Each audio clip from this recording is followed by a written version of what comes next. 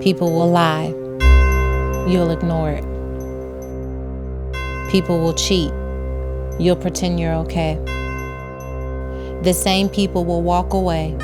You'll beg them to stay. Then one day you'll stop waiting on them to change and wonder when you fell in love with pain and make love with dysfunction. I think I had my son at an early age so I could learn the act of courage very early for such a time as this, because I think that a lot of people get to borrow my voice while they're still waiting to give a voice to their own pain.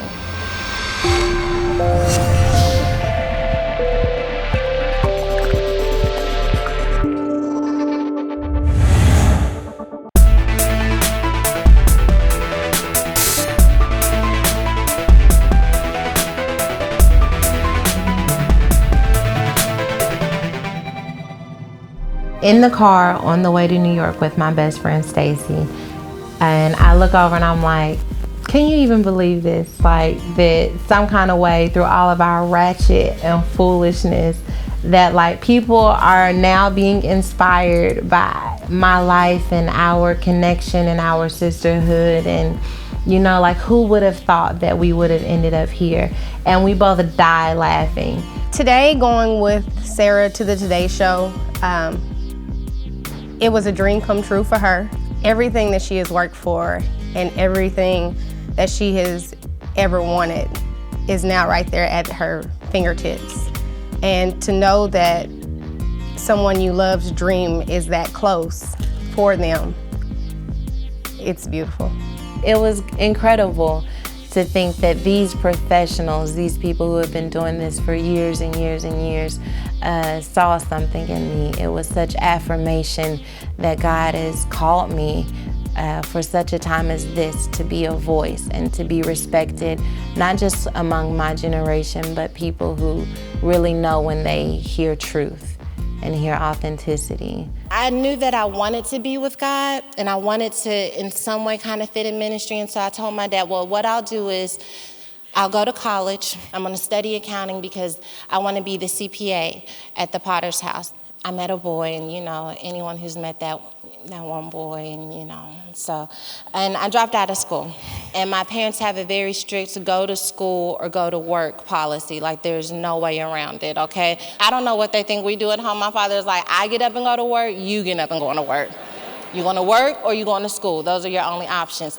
So when I dropped out of school, I was, you know, like grown, and I'm not gonna move back home, and I moved in with my boyfriend. Yes, I was shacking. That's like, y'all still had to get the book though. I just realized I was giving away. I'm so new at this.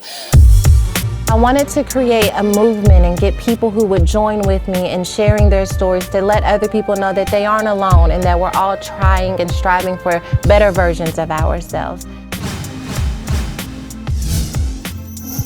I was incredibly grateful for the opportunity to partner with SHON to present these webisodes.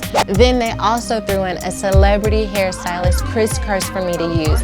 I was so excited, and then I realized that I had a hometown stylist who may feel like this could be a little bit of a betrayal. I appreciate you taking time to talk with us. Oh, for sure. So literally it was just a few years ago, 3 years ago, when I met Paris, and she's been doing my hair ever since. Sarah has been a great movement for herself and for the book, and so many young ladies look up to her, and just to be attached to that makes me happy. It was never work to me. During the time that she was doing my hair, we, you know, shared moments, and I started blogging, and so I told her about the blog, and I would read blogs to her and just telling her like about this journey.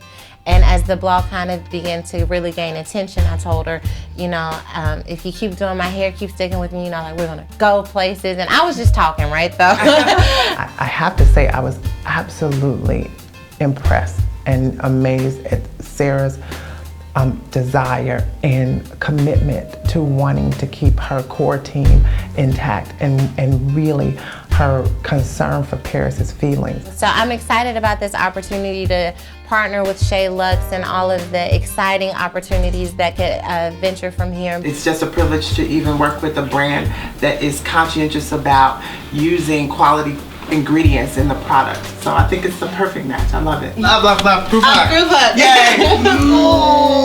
Yay! Even though she's young, she has a lot to say, and the Spirit of God is definitely on her life. It's a new generation of people that have been hurt, and they need that type of healing, and they need to know that, you know, grace is out there, that love is out there, and it's definitely life-changing.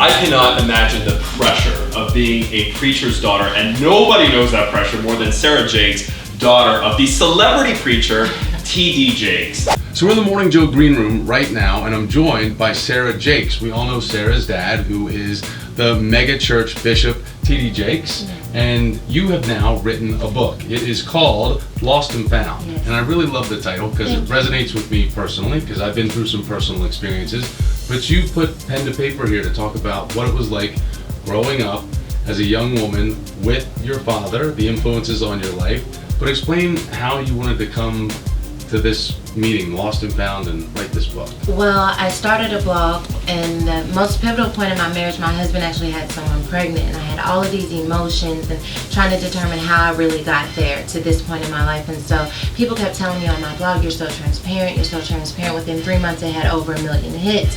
And so I wasn't really being transparent, though, because they didn't know my situation. They just knew what that situation was teaching me. And so Lost and Found is my opportunity to really be as transparent as they claim. These last few days in New York, I got to own my walk and my journey in a way that made me proud. I think this week was the first week I really felt proud of myself. Like, look how far you've come. Look at the lives that are changed because you answered God's call. Dear God, please order my steps, then give me the strength to take them and courage to never look back. Signed, Moving Forward. I'm gonna have to get a job. I'm gonna have to learn how to pay some rent and pay some bills, and I need some money fast.